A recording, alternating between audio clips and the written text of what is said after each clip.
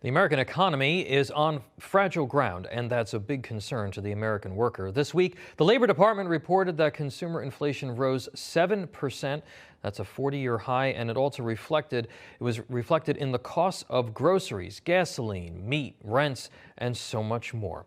Wholesalers are experiencing a huge cost increase as well, almost double digits at 9.7% over the last year. Joining us to discuss this and other issues facing our economy is Rick Manning. He is the president of Americans for Limited Government. Rick, good to see you. Good seeing you. Glad to be with you.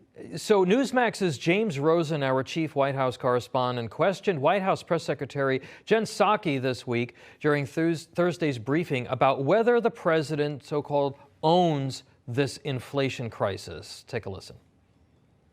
So your answer is yes, he owns the job creation, he owns the low unemployment rate, and he also owns inflation, correct? I think any president should own everything happening in the country, and the president certainly sees it that way. All right. So, Rick, look, the economy is complex, admittedly. All right. So, yes, he's the president, and it's happening on his watch, and he's not really doing anything about it. But I want to get your thoughts on this, because isn't government generally, and the way that government has handled the pandemic crisis generally, a big part of creating this inflationary economy? Now, there's no doubt that the spending $5 trillion more than we brought in, all on the pandemic, has had a major impact on inflation. But I will tell you the difference between what happened in 2020 and what happened in 2021.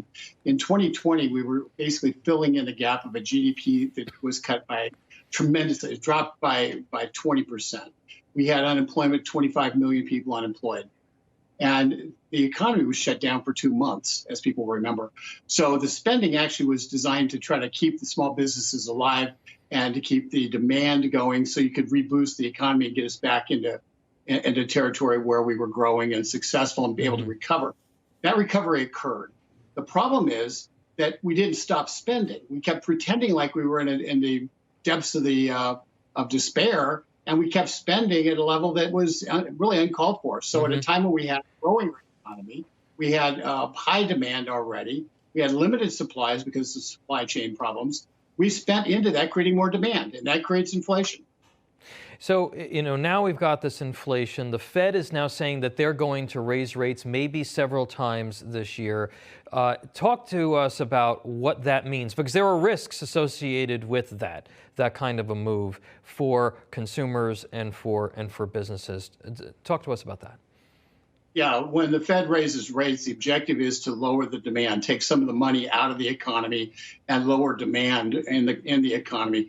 Right now, the challenge in our economy is that we have supply shortages because of supply chain problems. Many brought up because of Omicron, and many others are more systemic. But we have supply shortages, and we have an massive demand because of the money that's been pushed out there. So they're going to try to soak up some money by raising interest rates. The challenge is if you overdo it, you end up killing the goose that laid the golden egg, and that is you basically stall the economy artificially because you do it too much. Yeah. So it's a real balancing act for the Fed. Bottom line is, if our fiscal policy is in alignment, we keep spending more and more money, there's nothing the Fed can do it, because we will be flooding we'll be basically working at counter interest. They'll be doing one thing and the Congress be another. The answer is stop spending, Congress, and we can solve this problem. Well, again, government and the American people are right.